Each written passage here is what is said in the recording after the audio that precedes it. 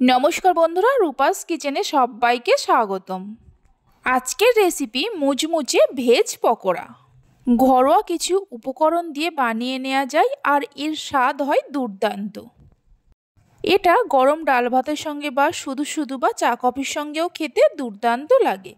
তাহলে চলুন রেসিপিটি দেখে নেওয়া যাক। প্রথমে সবজিগুলোকে ছোট ছোট টুকরো করে কেটে নেব। আমি এখানে ফুলকপি, বাঁধাকপি, বিনস, গাজর, আলু, পেঁয়াজ, কাঁচা লঙ্কা নিয়েছি। সমস্ত সবজিগুলোকে একটা ছুরি দিয়ে কেটে নেব। আপনারা চাইলে বটি দিয়েও কেটে নিতে পারেন। তবে আমি এখানে যা যা সবজি নিয়েছি আপনাদেরও যে তাই সবজি নিতে হবে এমন কোনো কথা নয়। আপনাদের নিজেদের পছন্দ মতো সবজি নিতে পারেন।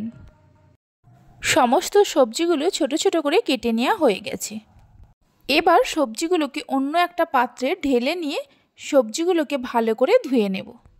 তবে সবজিগুলো আমি সব কাটিনি, প্রত্যেকটা সবজি থেকে অল্প অল্প করে কেটে নিয়েছি। সবজিগুলো ধুয়ে নেওয়ার পর ভালো করে জল ঝরিয়ে নিয়ে একটা মিক্সিং বোলের মধ্যে ঢেলে নেব।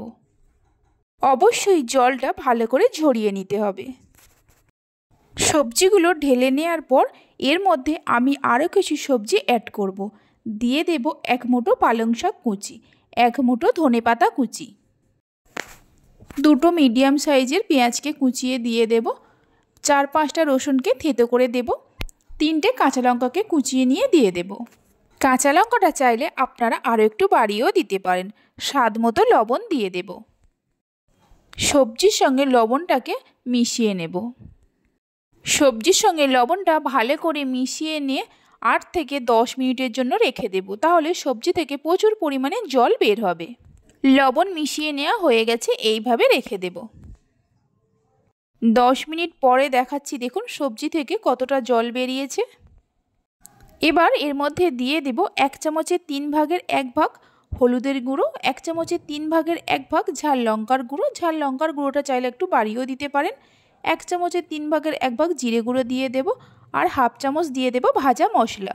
গোটা জিরে, ধনে, মৌরি, দারচিনি, লবঙ্গ, এলাচ, জয়িত্রীকে শুকনো খোলায় ভেজে আগেই গুঁড়ো করে রেখেছিলাম। ভর্তি করে 4 টেবিল চামচ বেসন দিয়ে দেব আর দিয়ে দেব 2 টেবিল চামচ ভর্তি করে চালের গুঁড়ো। চালের গুঁড়োর পরিবর্তে কর্নফ্লাওয়ার বা অ্যারোরুটের ব্যবহারও করতে পারেন। এবার সব কিছুকে ভালো করে মিশিয়ে নেব। যদি বেসনের প্রয়োজন হয় পরে আরও একটু বেসন দেব, তবে খুব বেশি বেসনের ব্যবহার করবেন না। সবজিগুলো মাখতেই বুঝতে পারবেন সবজিগুলো মুঠো করা যাচ্ছে। দেখুন সবজিগুলো মুঠো হচ্ছে না, মানে আরও একটু বেসন দিতে হবে। দিয়ে দেব আরও 1 টেবিল চামচ ভর্তি করে বেসন। আমি এখানে ভাজা মশলা ব্যবহার করেছি। আপনাদের কাছে যদি না থাকে তাহলে আপনারা ভাজা মশলার পরিবর্তে গরম মশলাও ব্যবহার করতে পারেন। সব কিছুকে খুব ভালো করে মিশিয়ে নেওয়া হয়ে গেছে আর দেখুন সবজিটাও মুঠো করা যাচ্ছে। এইভাবে মিশিয়ে নিয়ে এক সাইডে রেখে দেব। এবার গ্যাসের ওপর একটা কড়া বসিয়ে তার মধ্যে দিয়ে দেব বেশ কিছুটা সাদা তেল। গ্যাসের ফ্লেমটা হাইতে রেখে তেলটাকে ভালো করে গরম করে নেব। তেল গরম হলে তেলের মধ্যে পকোড়াগুলোকে এইভাবে দিয়ে ভেজে নেব। আমি এখানে মিডিয়াম সাইজের করে দিচ্ছি, আপনারা চাইলে এর থেকে ছোট বড় করেও দিতে পারেন। পকোড়াগুলো তেলের মধ্যে দেওয়ার পর গ্যাসের ফ্লেমটা মিডিয়ামে করে দিতে হবে।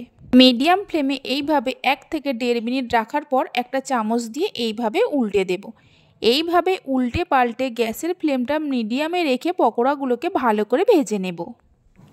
হাই ফ্লেমে কখনোই ভাজতে যাবেন না, তাহলে ওপরটা হয়ে যাবে আর ভেতরটা কাঁচা থেকে যাবে।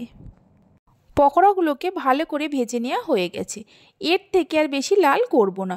এবার ভালো করে তেল ঝরিয়ে নিয়ে একটা কিচেন টিস্যুর ওপরে রেখে দেব।